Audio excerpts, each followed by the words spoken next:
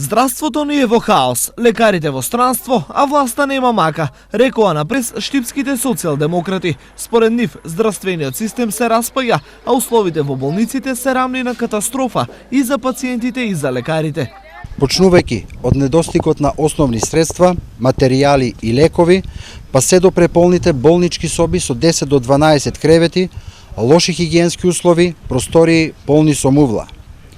Пациентите кои што боледуваат од малигни заболувања, како и диабетичарите, постојано се соочуваат со недостиг на лекови кои што се неопходни за нивниот живот. Според СДСМ, клиничката болница во Штип била само место на политичко дефиле на министерот Тодоров, дојден да сече ленти и да промовира опрема која никогаш не била ставена во функција.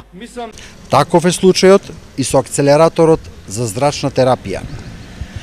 Се потрошија 630 милиони евра пари на граѓаните, со кои што ќе се решеа сите здравствени проблеми на граѓаните.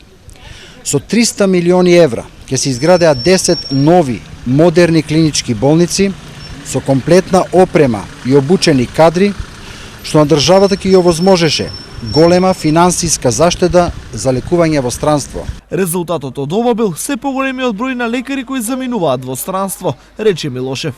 Дури 200 лекари годишно заминуваат од земјава. На Македонија и недостасуваат 2000 лекари за да може да се постигне минимумот за достапност на здравствените услуги до секој граѓанин.